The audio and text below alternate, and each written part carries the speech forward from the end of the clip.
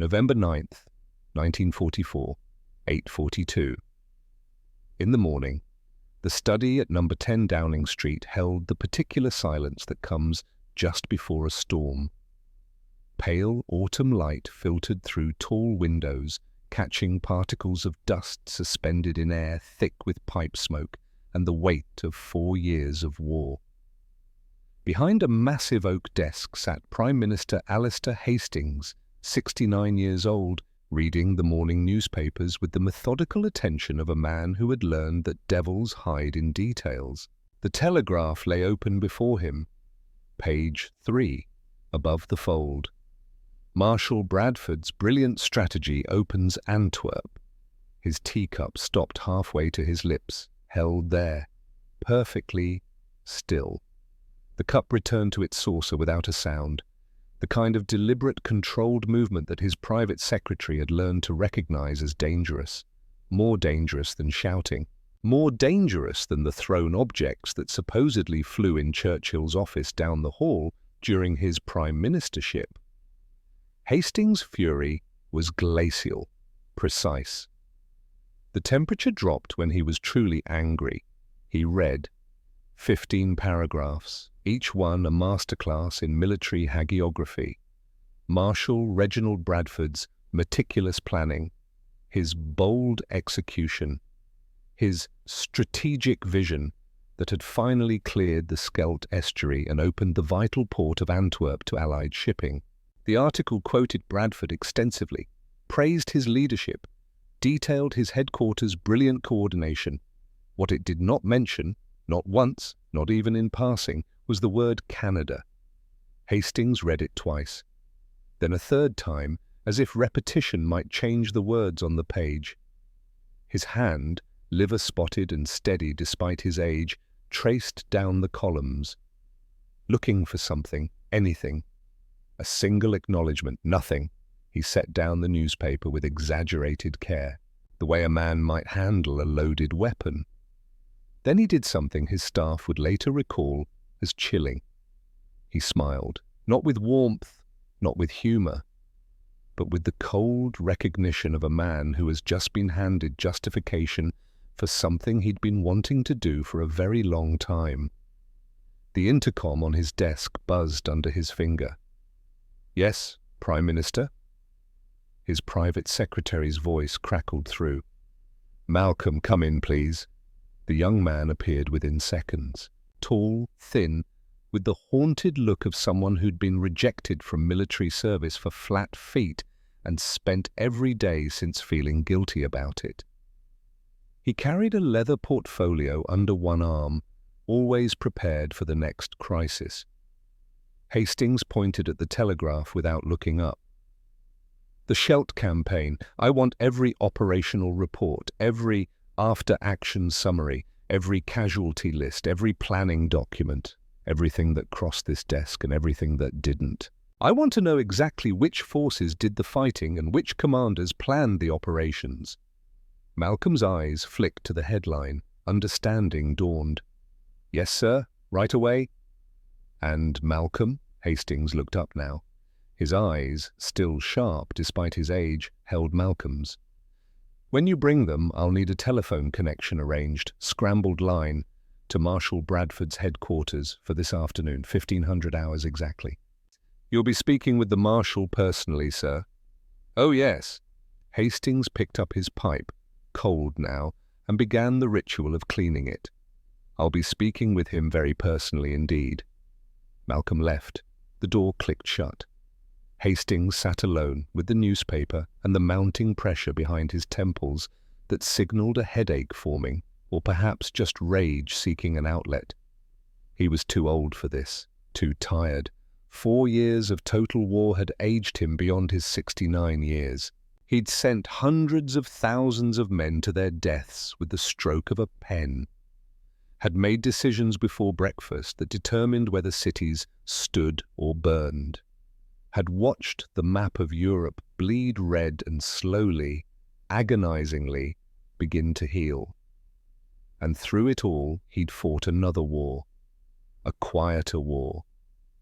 Against the assumption, the casual, unconscious assumption, that Britain stood at the centre of everything, that the Dominions existed to serve. That Canadian blood and Australian courage and Indian sacrifice were mere footnotes to the grand British narrative. He'd fought that war in every speech, every memorandum, every carefully chosen word that insisted, these are our allies, not our subjects, partners, not possessions. And now Bradford had undone months of that work with a single newspaper interview. The documents arrived within 2 hours.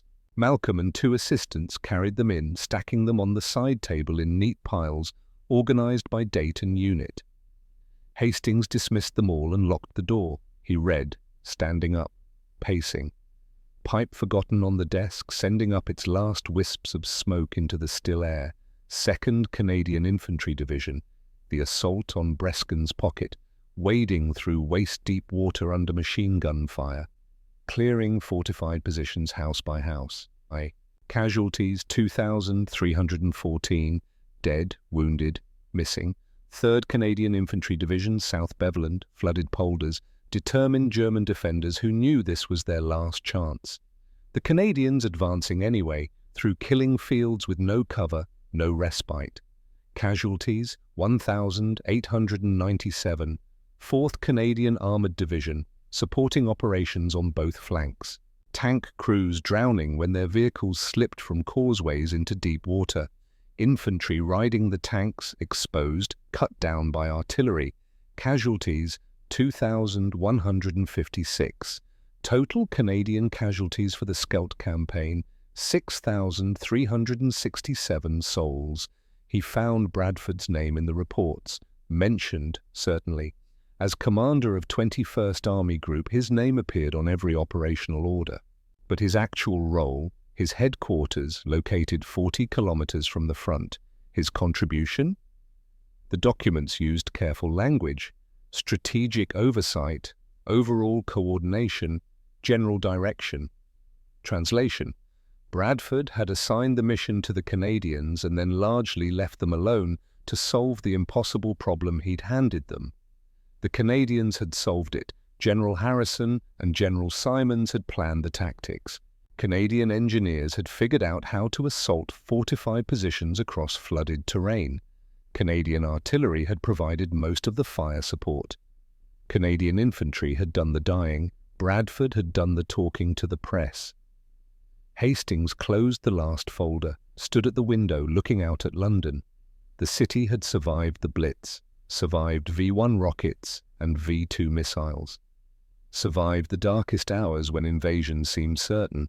It had survived because millions of people from across the Empire and Commonwealth had chosen to fight for it. Chosen, that word mattered. Canada had declared war by its own sovereign decision, had mobilized over 1 million men and women from a population of only 11 million, had paid enormous costs for a battle that wasn't directly threatening Canadian soil. They had every right to expect their sacrifices acknowledged, honored, not stolen. The telephone on his desk rang. Internal line. He picked up. Prime Minister? Malcolm's voice, cautious. I have Prime Minister Mackenzie from Ottawa on the secure line. He says it's urgent. Hastings glanced at the clock. 11:15. That made it 6:15 in the morning in Ottawa. Duncan Mackenzie was calling before dawn. Not a good sign. Put him through. A click. A hiss of static on the transatlantic connection. Then Mackenzie's voice, strained and tight. Alistair, I hope I didn't wake you. I've been awake for hours, Duncan, reading the morning papers. A pause, then quieter. So you've seen it? The Telegraph? Yes, I assume you've seen the Canadian coverage. I've seen it. I've also seen the editorial boards, the opposition questions in Parliament that will come today, the veterans' groups issuing statements. Mackenzie's voice carried the particular exhaustion of a man staring at political disaster. They're calling it proof that Canada is still treated as a colony, that our soldiers are cannon fodder for British glory while British commanders take credit. Hastings gripped the phone tighter. That's not what... I know that's not what you believe, Alistair, but it's what the papers are printing, and my opposition leader is already calling for a vote of confidence. He's demanding I withdraw Canadian forces from British command structures, return them to Canadian officers only. Some are even talking about bringing the boys home. The room seemed to tilt slightly. Hastings sat down. How long do you have? 48 hours before the vote, maybe. Mackenzie sighed, and Hastings could picture him in his office in Ottawa, tie loosened, running hands through his hair.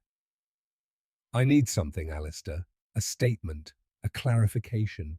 Something that shows Britain values Canadian contributions. Because right now, I'm watching 4 years of alliance about to collapse over one goddamn newspaper article.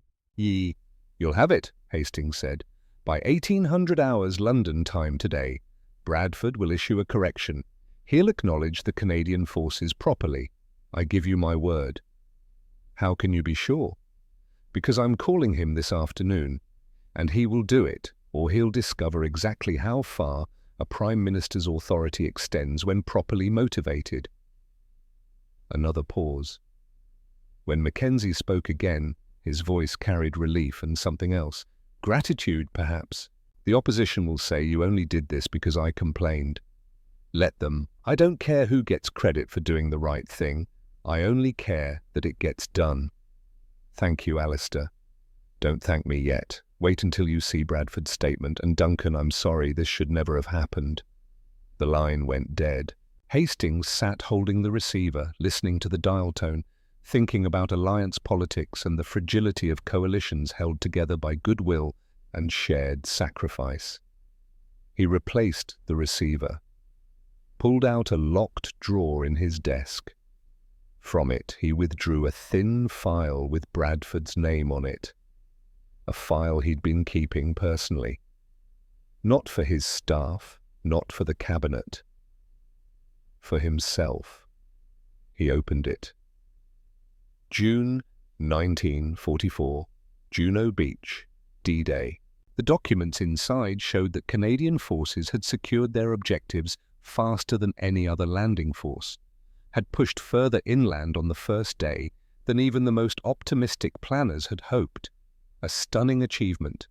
Bradford's press conference 3 days later had mentioned Allied forces and British Commonwealth troops and spent 15 minutes discussing his own strategic planning. Had mentioned Canada exactly once, in passing, September 1944, Market Garden. Bradford's disastrous attempt to rush across the Rhine. The plan had failed catastrophically. British paratroopers had been slaughtered at Arnhem. Polish forces had been decimated trying to rescue them. Bradford's report to London had carefully distributed blame. The weather, the intelligence failures, the insufficient support from Polish forces who hadn't moved quickly enough. Never mind that the entire plan had been Bradford's idea, that he'd overruled objections, that he'd insisted it would work when every intelligence report suggested otherwise. Bradford had a pattern. Take credit when things went well. Distribute blame when they didn't. And always minimize the contributions of Dominion forces while inflating British achievements. Twice, Hastings had let it go.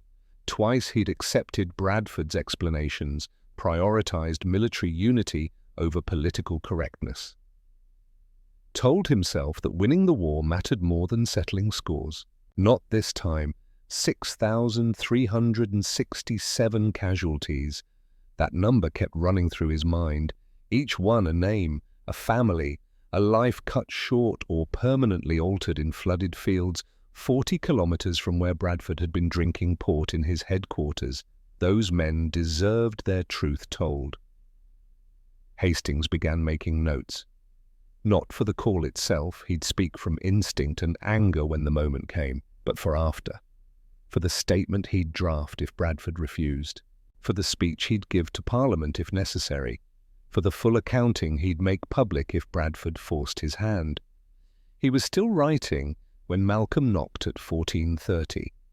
"Sir, I apologize for interrupting, but Marshal Bradford's headquarters called. The Marshal wishes to speak with you at 1400 hours before your scheduled call.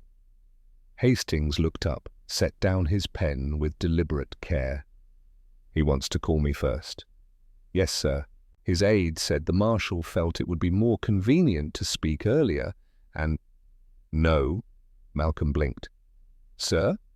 Tell Bradford's headquarters that the Prime Minister appreciates the Marshal's consideration, but the scheduled time is 1500 hours, and that will be when we speak. Not before. The Marshal may consider that— I don't care what the Marshal considers. Hastings' voice remained calm, perfectly level, which somehow made it more final. He will speak to me when I call him, not when he decides to manage the conversation by calling first. Is that clear? Yes, Prime Minister. Malcolm retreated.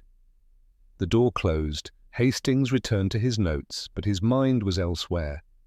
Bradford was trying to control the situation, trying to set terms. Calling early would let him frame the conversation, determine the tone, perhaps apologize in a way that seemed magnanimous while admitting nothing. No, this conversation would happen on Hastings' terms, at Hastings' time, and it would end with Bradford telling the truth or finding himself in a political fight he couldn't win. The clock on the mantel ticked toward 1500 hours. Hastings finished his tea, now cold, relit his pipe, reviewed his notes one final time. Then he set them aside. He wouldn't need them. Every word he wanted to say was already burned into his memory by 4 hours of reading casualty reports. At 14:55, Malcolm entered quietly and nodded. The line was ready. Hastings picked up the telephone, waited. At exactly 1500, he heard the connection click through. Time to make a Marshal tell the truth. 40 kilometers from London, 14:30 hours. Marshal Reginald Bradford's headquarters occupied a requisitioned country estate that had, in peacetime, belonged to a baron with more land than sense. Now the grand ballroom held maps instead of dancers. The library shelved operational orders instead of first editions. The drawing room, where ladies once took tea, now hosted briefings on artillery deployments and casualty projections. Bradford stood at the window of what had been the master bedroom, looking out over manicured gardens gone slightly wild from wartime neglect. At 57, he cut an impressive figure still, tall, straight-backed, with iron grey hair and the kind of face that photographers loved, strong jaw, clear eyes, the look of command that came naturally to men born expecting to lead. His aide, a nervous captain named Hewitt, stood near the door with a leather folder tucked under his arm.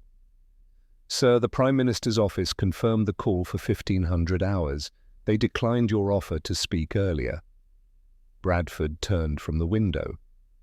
Declined? Yes, sir. Rather firmly, I'm told. A flicker of something crossed Bradford's face. Annoyance, perhaps, or the first cold touch of concern. He dismissed it. Hastings is a politician. Politicians posture. It's what they do. He moved to his desk, began arranging papers with precise movements.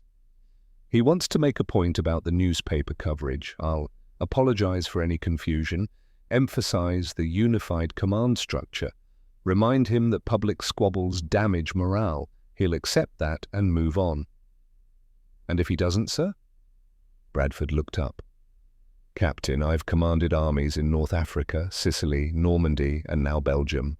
I've planned operations involving hundreds of thousands of men. The British public sees me as the man winning this war on the Western Front. He picked up a pen, tapped it against the desk. Hastings is Prime Minister because he's old and steady and doesn't frighten the horses. He's not going to pick a public fight with his most successful field marshal over press coverage. Hewitt said nothing. Bradford took that as agreement. Besides, Bradford continued, settling into his chair, I have the operational reports on my side. As Army Group Commander, I am responsible for everything that happens under my command. Success flows upward through the chain of command. That's how military organizations function. It's not personal, it's structural.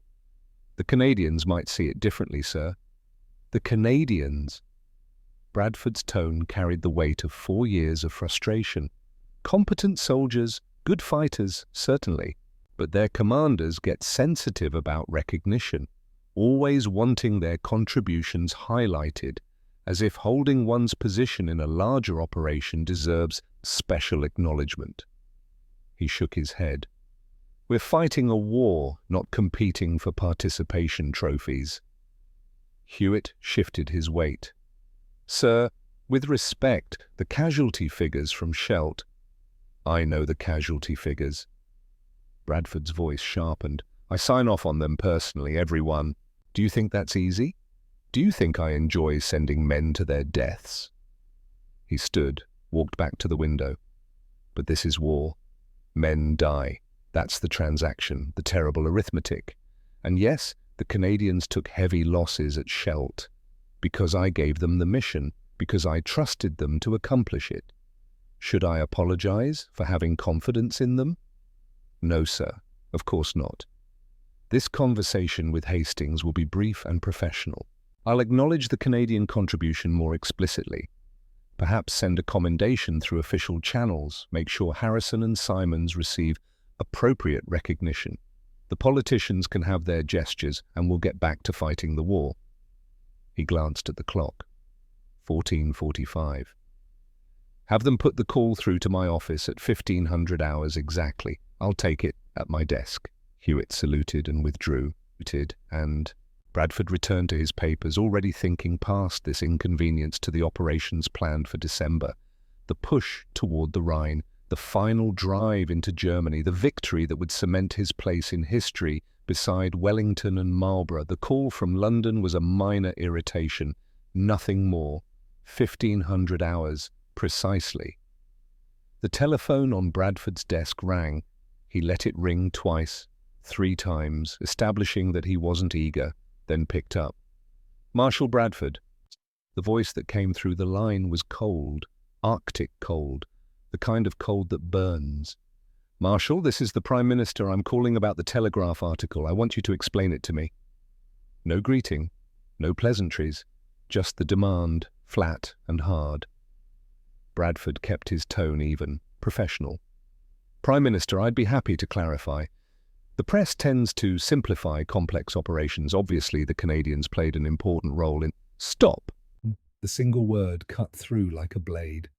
I don't want to hear about important roles. I have the operational reports in front of me, every one. I've spent the morning reading them, so let me ask you directly. Who planned the assault on Breskin's pocket? Bradford hesitated, just a fraction of a second, but enough. The tactical planning was delegated to divisional commanders, naturally, but the overall strategic framework... Who planned it, Marshal? Give me a name. General Simons developed the specific approach, working with Canadian. Yes, but who commanded the assault on South Beveland? The 3rd Canadian Division under Canadian. Who provided the bulk of the artillery support? The Canadian Field Artillery, though we also had British batteries in Canadian. Hastings' voice hadn't risen, hadn't needed to. Each word landed like a hammer blow. Who suffered 6,367 casualties in this operation, Marshal? Bradford's jaw tightened. The casualty distribution reflected the operational assignments. The Canadians were given the primary assault role because they're good enough to die for you, but not good enough to be credited by you? Silence stretched across the connection. Bradford felt the first real stirring of alarm. This wasn't going as planned. Prime Minister, with all due respect, this is about chain of command. In military organizations, victories flow upward through the command structure. I am responsible for everything that occurs under my command. When operations succeed, that success is attributed to the commanding officer. That's not theft. That's how the system works. Then by that logic, Market Garden was your failure. Bradford went very still. Market Garden was a complex operation with many factors.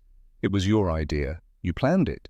You insisted on it over objections, and when it failed catastrophically, you distributed blame to everyone but yourself. Weather, intelligence, the Poles who couldn't move fast enough to save your paratroopers at Arnhem. Hastings' voice was quiet now, deadly quiet. So which is it, Marshal? Do you take responsibility for everything under your command, or only the victories? That's not fair. No. What's not fair is 6,367 men bleeding in flooded fields while you sit in a comfortable headquarters 40 kilometers away. What's not fair is those men's families reading in the newspaper that they were playing an important role, supporting caste in your strategic masterpiece. Bradford's hand tightened on the phone. His other hand gripped the edge of his desk. This was worse than he'd anticipated, much worse. Prime Minister, I have the highest respect for Canadian forces. If the press coverage didn't reflect their contributions adequately, I'm prepared to issue a clarification. You're prepared? Hastings' voice rose for the first time, not shouting, but with enough edge to cut. You're prepared to do what you should have done in the first place. How gracious of you, Marshal. This isn't about graciousness. It's about maintaining unity of command, and it's about you stealing credit that belongs to dead men. The words hung in the air. Bradford felt his face flush. I resent that accusation. I don't care what you resent. I care about facts. Let me read you some facts, Marshal. The sound of papers rustling came through the line. 2nd Canadian Infantry Division, Breskin's Pocket, waded through waist-deep water under machine gun fire, cleared bunkers and pillboxes in close combat, house-to-house fighting in flooded villages, 2,314 casualties. Shall I continue? I'm aware of 3rd Canadian Infantry Division, South Beveland, advancing across open flooded polders with no cover, German defensive positions on every piece of high ground, 1,897 casualties. Your headquarters' contribution to these operations, I'm reading here, strategic oversight, overall coordination, general direction. Hastings paused. Translation, you assigned the mission and left them to die for it. That's a gross mischaracterization, is it? Show me where you were during these assaults, Marshal. Show me the tactical decisions you made, the problems you solved, the innovations you contributed, because what I see in these reports is Canadian commanders planning, Canadian engineers solving technical problems, Canadian artillery providing fire support, and Canadian infantry doing all the dying. While you were here, another pause. What were you doing exactly? Bradford's professional composure was cracking.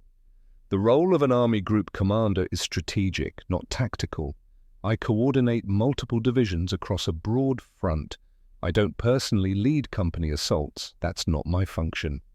Then don't take credit for them. I'm taking credit for successful strategic planning. What planning? Hastings' voice was ice again, controlled. You assigned Scheldt to the Canadians because you were too busy planning your next glory grab. You gave them the mission and the resources and then ignored them until they'd won. That's delegation, not genius. Bradford stood now, telephone pressed against his ear, staring at nothing. This was spiraling. Prime Minister, I don't think you understand the complexity of multi-divisional operations. Don't patronize me, Marshal. I was making life and death decisions before you commanded your first platoon. The line went silent. Bradford realized he'd made a tactical error. Hastings wasn't just angry about press coverage. This was something deeper, more personal. He tried a different approach, conciliatory. Sir, if I have offended you or the Canadian government, that was not my intention. I have the utmost respect for Prime Minister Mackenzie and— Do you? Hastings' voice changed again, became softer, more dangerous. Do you know what Duncan Mackenzie is facing right now, Marshal? I'm sure the political situation in Canada is complicated. His opposition is calling for a vote of confidence. They're demanding he withdraw Canadian forces from British command structures. Some are calling for Canada to bring the boys home entirely. Do you know why? Bradford said nothing. Because the Canadian press is printing the same story as the Telegraph, but they're reading it differently. They're reading it as proof that Canada is still treated as a colonial possession, that Canadian soldiers are cannon fodder for British glory, that British commanders use them and discard them and steal their achievements. Each word was a precision strike. Bradford felt the ground shifting beneath him.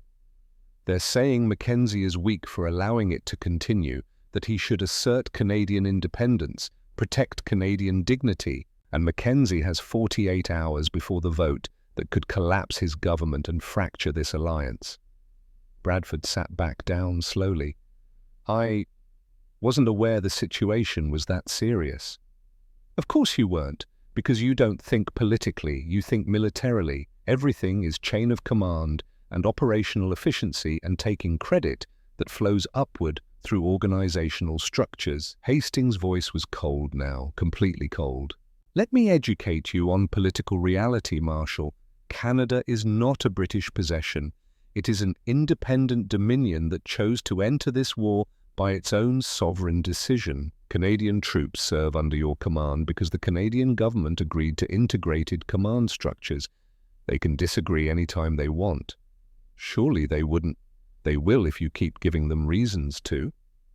The words were clipped, final. If Mackenzie's government falls, the next one will be run by isolationists. They'll pull Canadian forces back, reassign them to purely Canadian command, maybe withdraw them from the European theatre entirely. And when the Americans see that, when they see our alliance fractured over your inability to share credit, what do you think happens to Anglo-American cooperation? Bradford felt cold sweat on his palms. He'd been thinking about this as a public relations problem, an irritation to be managed. He hadn't considered the strategic implications, the political earthquake that could follow. Marshal, are you still there? Yes, Prime Minister.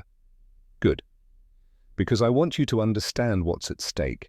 This isn't about your ego. It's not about press coverage. It's about whether the alliance that's winning this war survives your need to be seen as the hero. Hastings paused. Do you understand that? Yes, sir. I don't think you do. The voice was harder now. So let me make it very clear. You will contact the British press immediately. Today, you will issue a clarification, and it will state explicitly and without qualification the following facts. Bradford reached for a pen. His hand was trembling slightly. 1. The Scheldt operation was planned and executed by 1st Canadian Army under Canadian command. 2. You will name General Harrison and General Simons specifically as the commanders responsible for the tactical planning and execution. 3. You will detail the Canadian casualties, all 6,367 of them. 4. You will acknowledge the Canadian tactical innovations that made success possible, fighting in flooded terrain, assaulting fortified positions across water obstacles, all of it. Prime Minister, I'm not finished. 5. You will make it unmistakably clear that this was a Canadian victory in which you had a coordinating role as Army Group Commander, but not an operational planning or tactical execution role. Is that clear? Bradford's mind raced. He could feel the walls closing in. Sir, issuing such a comprehensive clarification will make it appear that I was attempting to steal credit from the Canadians. It will be personally embarrassing. It could damage my reputation and my ability to command effectively going forward. Yes, Hastings said, it will be embarrassing. You've earned that embarrassment through your conduct. But surely we can find a middle ground. There is no middle ground between truth and lies, Marshal. Bradford played his last card. Prime Minister, with respect, press relations are not within your direct authority over field commanders. If I choose not to issue such a statement, then I will do it for you. The words fell like stones into deep water. I will release a statement from 10 Downing Street. I will attach the full operational reports. I will detail every Canadian casualty, every Canadian innovation, every Canadian achievement. I will call an emergency session of Parliament. I will spend 2 hours on the floor of Commons praising Canadian sacrifice in the Scheldt campaign. and I will make very sure that everyone understands why the Prime Minister felt compelled to intervene. Silence. I will make sure every journalist in London knows that Britain's Prime Minister had to publicly correct his own Field Marshal because that Marshal refused to acknowledge Allied contributions. How do you think that will play in the press, Reginald? How will that affect your reputation, your ability to command? Bradford's jaw was clenched so tight his teeth ached. You're threatening me. No, I'm giving you a choice. Issue the clarification yourself. Take control of the narrative and survive this with your dignity bruised but intact. Or force me to do it for you and watch your reputation destroyed publicly. Those are your options. Pick one. This is political blackmail. This is leadership. Hastings' voice was granite now. Real leadership means giving credit down the chain, not taking it up. It means protecting the people you command, not exploiting them for glory. It means understanding that your power comes from their sacrifice and that sacrifice deserves honor, not theft. Bradford said nothing. There was nothing to say. He'd been outmaneuvered completely. I'm waiting for an answer, Marshal. The clock on Bradford's desk ticked. 5 seconds. 10. 15. I'll issue the clarification. Today, by 1800 hours. Yes. No. Read me the draft before you release it. I want to make sure there are no weasel words, no qualifications, no subtle ways of taking credit while pretending to give it away. Understood? And Reginald? The use of his first name somehow made what came next worse. Let me give you some guidance for the future. Canadian forces under your command are not British troops who happen to be stationed in Canada. They are sovereign forces contributed by an independent ally. They deserve the same respect you would give American forces or Free French forces. When they achieve victories, those victories belong to Canada, not to Britain, and certainly not to you personally. Yes, Prime Minister. If you cannot accept that, if you cannot treat Dominion forces with the respect they've earned, then perhaps we need to reconsider your command of army groups that include substantial, non-British forces. The threat was unmistakable. Bradford could be removed, replaced. His career ended not by military failure, but by political necessity. That won't be necessary, sir. I understand. I hope you do, because this is your last chance, Marshal.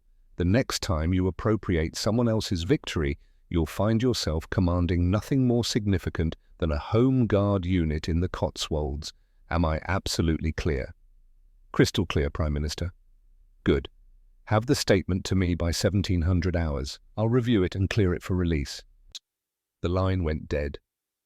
Bradford sat holding the telephone receiver, listening to the dial tone, staring at nothing. His face was hot. His collar felt too tight. His carefully constructed arguments had been dismantled piece by piece until he'd been left with nothing but naked self-interest and wounded pride. He'd been beaten, thoroughly, by a 69-year-old politician who'd never commanded armies but understood power in ways Bradford never would. Captain Hewitt knocked and entered. "Sir, is everything well?" "Get me a stenographer." Bradford's voice was hollow. "We're drafting a press statement for immediate release." "Yes, sir. What should it say?"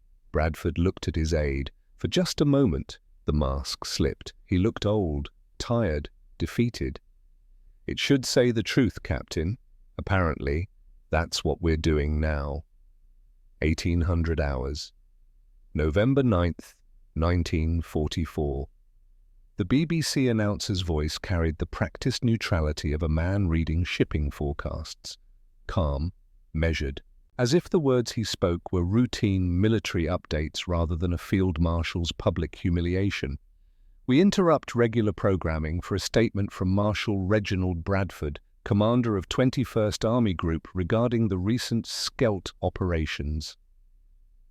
In his office at Downing Street, Alistair Hastings sat with his pipe unlit, listening to the wireless.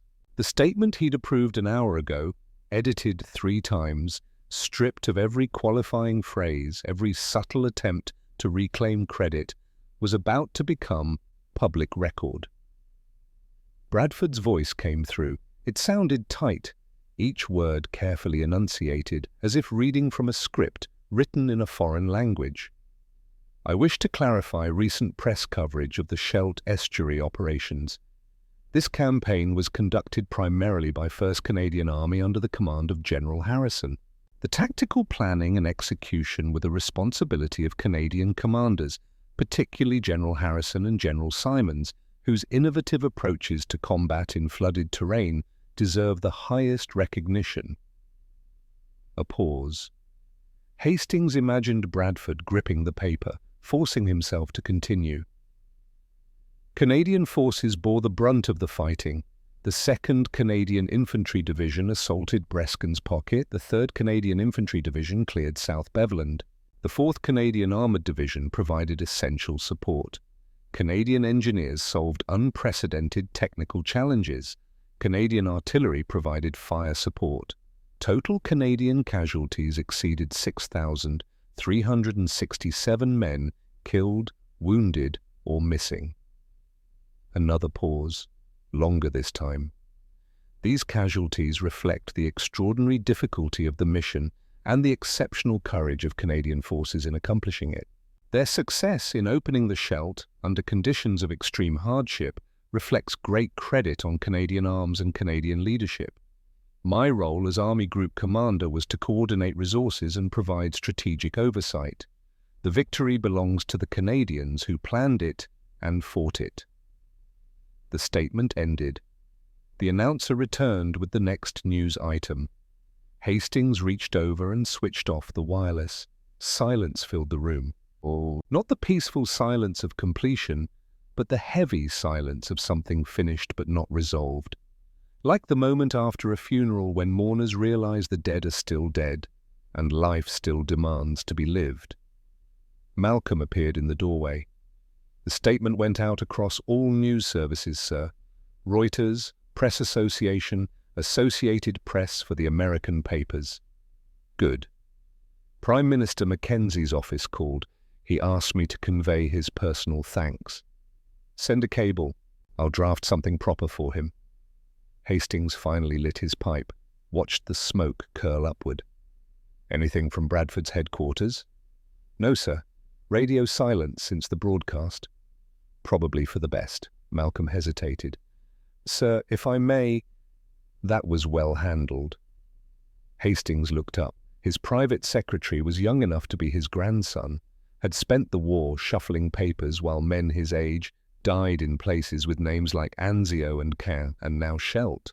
The guilt of survival lived behind his eyes constantly. Was it?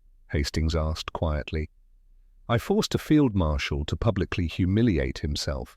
I threatened a military commander with political weapons. Some might call that well handled, others might call it an abuse of power. He stole credit from dead men, sir. Yes, he did.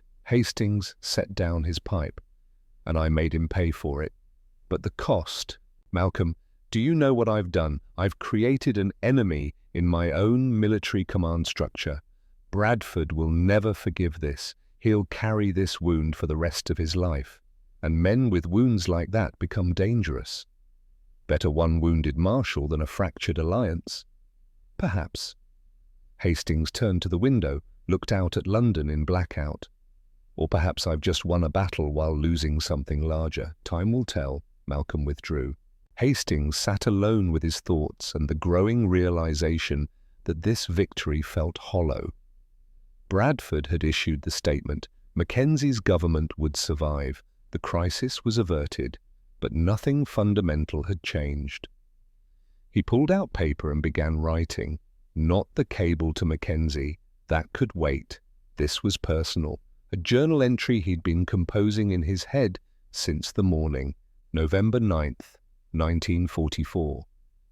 Today I forced a marshal to tell the truth, but truth shouldn't require force. If I have to threaten commanders to make them acknowledge their own soldiers' sacrifices, then we've already lost something essential. Leadership shouldn't mean hoarding credit. It should mean giving it away. Power flows from the bottom up, not the top down.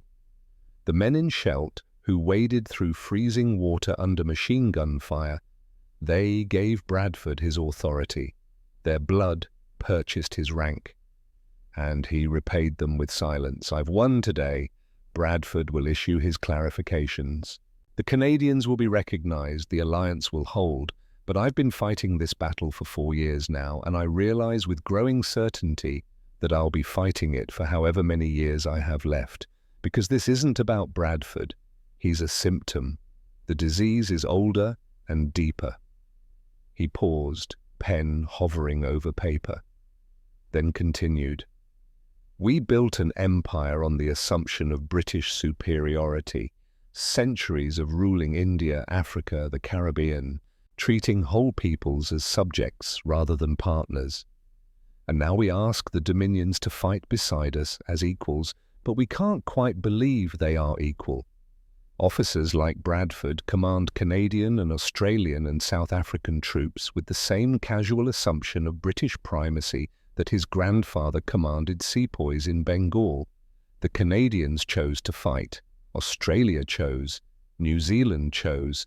They crossed oceans to defend principles they believed in, not because we ordered them, because they decided, and we repay that choice by stealing their glory. One phone call won't change centuries of attitude, but perhaps it's a start. He signed it, locked it away in his desk. History could judge it later. Or not. He'd be dead and wouldn't care. The cable to Mackenzie took longer to compose. It had to strike the right balance, reassurance without condescension, solidarity without presumption, partnership between equals. Duncan, matter addressed. Bradford's statement broadcast across all services. Full acknowledgement of Canadian planning, execution and sacrifice. The credit belongs where it always belonged, with your soldiers. I regret that my intervention was necessary. It should not have been. Your forces deserve recognition as a matter of course, not as a political emergency. That it required the Prime Minister's office to enforce basic honesty suggests deeper problems we must address. Canada fights beside Britain by choice. That choice creates obligations that run both ways. You have honored your obligations with blood. We must honor ours with respect. Yours in continued partnership, Alistair. He sealed it, sent it through secure channels, then sat back and waited for what came next. What came next was silence, for days, for weeks. Bradford issued no further statements, made no public appearances. His headquarters functioned with mechanical efficiency, but the man himself seemed to have withdrawn behind walls of wounded pride. Hastings received reports through military channels. Bradford was performing his duties, coordinating divisions, planning operations. But something had changed. A coldness had entered his interactions with Canadian commanders. Not insubordination, nothing so overt. Just the minimal cooperation required by regulations and not 1 degree warmer. General Harrison reported it privately. He treats us correctly, Prime Minister. Everything by the book, but there's ice there now. He resents us for his humiliation. He should resent me, Hastings said. I'm the one who forced his hand. With respect, sir, you did what had to be done. We're grateful. Don't be. I didn't do it for gratitude. I did it because the alliance required it. Hastings paused. How are your men? They heard the broadcast. Some of them cried, sir. Grown men who'd fought through Normandy and the Scheldt, crying because someone finally acknowledged what they'd done. Harrison's voice carried weight. That's what we were fighting for, not territory, not strategy, just to be seen, to have our sacrifice recognized. After Harrison rang off, Hastings sat holding the telephone, thinking about soldiers crying because a field marshal had finally told the truth. The image haunted him. December 1944 through May 1945, the war ground on. Bradford commanded operations in Belgium and Holland. Canadian forces continued fighting under his command because the alternative was chaos and organizational collapse. But the relationship had changed. What had been integration became coexistence. What had been cooperation became cold professionalism. Hastings watched it from London, made speeches praising Canadian contributions, ensured that decorations and honours flowed to Canadian commanders, maintained careful communication with Mackenzie, managing a political relationship that had become more fragile than either man wanted to admit. In March, when plans for the final assault into Germany were being drafted, Hastings noticed that Bradford's name was absent from the lead elements. The honour of the final drives toward Berlin went to American commanders, to British generals who'd served under other army groups, to anyone but Bradford. He asked Eisenhower about it privately. "Bradford's capable," the American Supreme Commander said carefully, "but he's become difficult. The other commanders don't trust him. They think he'll claim their victories. We're putting him on secondary objectives where the glory matters less." So Bradford's punishment wasn't just Hastings' phone call, it was the quiet exile that followed. The recognition that a commander who steals credit cannot be trusted with the operations that make history. The war in Europe ended in May. Victory celebrations in London. Hastings stood on the balcony at Buckingham Palace with the King and Churchill and cheering crowds below, but his mind was elsewhere, thinking about Canadian soldiers who'd made this possible, wondering how many of them felt truly recognized for what they'd done. 1946. Bradford's memoirs were published. Hastings read them with growing disgust. The Scheldt operation received 3 pages. Bradford described his strategic planning, mentioned Canadian forces in passing, footnoted the casualties, managed to claim credit while technically acknowledging others' contributions. The technique was masterful. Every sentence could be defended as factually accurate, but the overall impression was clear. Bradford had won Scheldt, others had helped. Canadian historians responded. Detailed studies, operational analyses, testimonies from soldiers who'd been there. They methodically proved what Hastings already knew. Bradford had contributed coordination and resources. The Canadians had contributed everything else. The historical record began to shift, slowly, painfully, like turning a massive ship. But it shifted, 1948 to 1950s. Canada's relationship with Britain cooled, not dramatically, not with anger or public breaks, but with the steady drift of a nation deciding it had outgrown childhood. Canadian foreign policy became more independent. Canadian defense planning focused more on North American partnerships with the United States. Canadian identity began defining itself against British imperialism rather than as part of it. Hastings watched it happen, understood it was inevitable, perhaps even necessary, but it pained him nonetheless. He'd spent the war trying to hold together an alliance of choice, had succeeded tactically, but strategically, the forces pulling Canada away were stronger than one prime minister's phone calls could counter. 1965. Alistair Hastings died in his sleep, 89 years old, worn out by age and 2 world wars and the exhausting work of leadership. The British papers ran obituaries praising his steady wartime management, his calm under pressure, his role in maintaining alliance cohesion. The Canadian papers ran different stories. They mentioned his policies, his speeches, but they focused on something else. A phone call, November 9th, 1944, the day the British Prime Minister forced a field marshal to acknowledge Canadian sacrifice. Veterans organizations in Toronto and Montreal issued statements. He stood up for us when it mattered. He saw us as equals when others didn't. Canada remembers. In Ottawa, Prime Minister Pearson, Mackenzie's successor, issued a formal tribute. Britain lost a statesman, Canada lost a friend. He understood that alliances require mutual respect, and he fought for that respect even when it was politically difficult. The funeral was held in London. The Canadian government sent a delegation. Canadian veterans came on their own, old men now in their 60s and 70s, wearing medals and memories. One of them, a former sergeant who'd fought at Scheldt, was interviewed by a reporter outside Westminster Abbey. "Why did you come all this way?"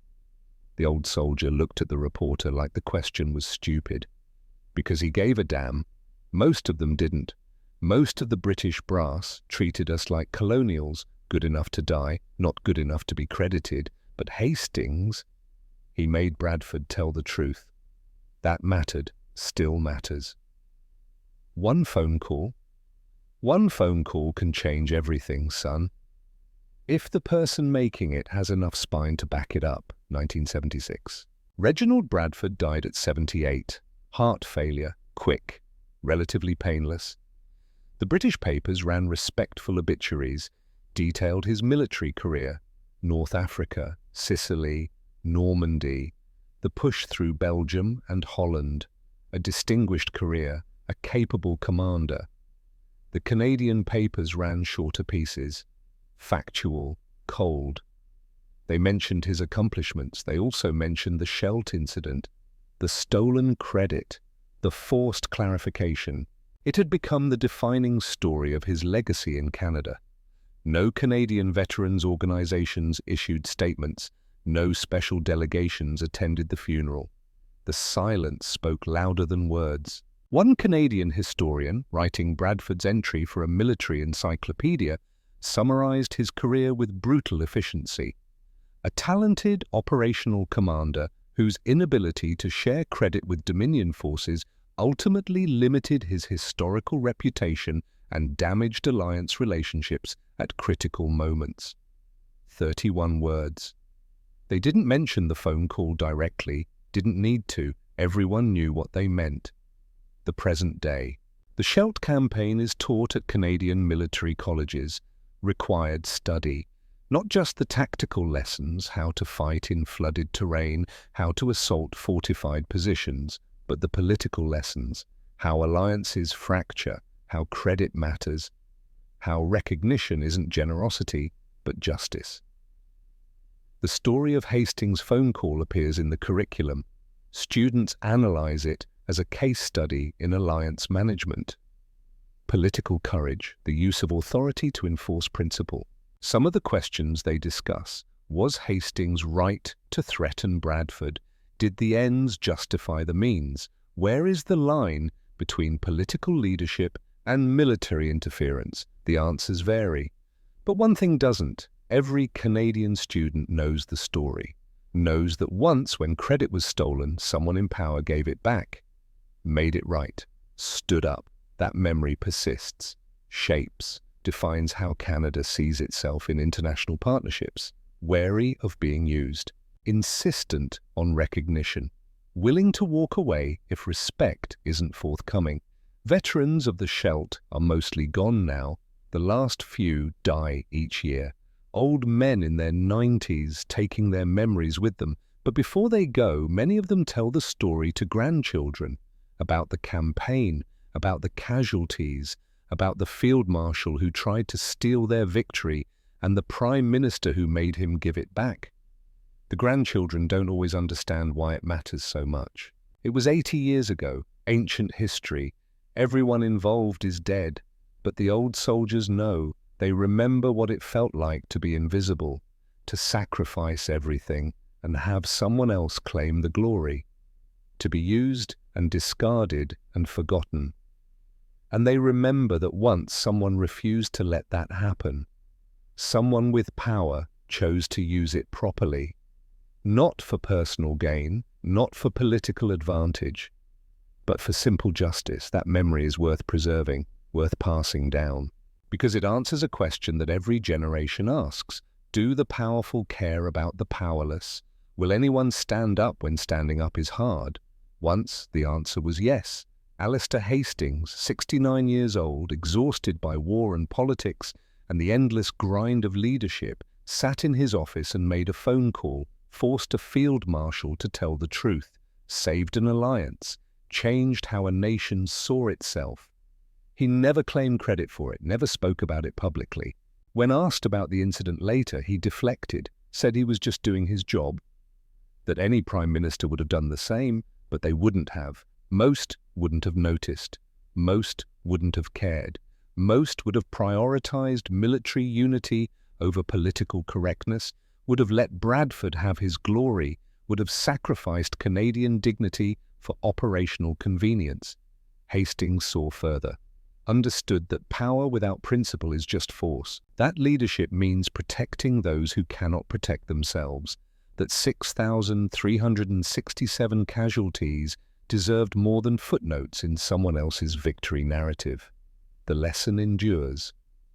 In Canadian military colleges, in veterans' memories, in the stories grandchildren tell about grandfathers who fought and bled and finally were seen. One phone call, November 9th, 1944. It couldn't change centuries of imperial assumption, couldn't prevent the slow drift of Canada away from British orbit, couldn't make Bradford a better man or teach a generation of officers to share credit graciously. But it could do one thing, one essential thing. It could tell the truth, could say aloud what needed saying, could make the powerful acknowledge the sacrifice of the powerless. And sometimes that's enough. Sometimes that's everything. The sun set over London, over Ottawa, over the fields of Scheldt, where decades ago men waded through freezing water and died for a victory that nearly wasn't theirs. Alistair Hastings sat in his office alone, writing in his journal, 6,367 reasons I made that call. And I'd do it again. He closed the journal, locked it away. Outside, the war continued, but in that moment, in that office, one small piece of justice had been served. It would have to be enough.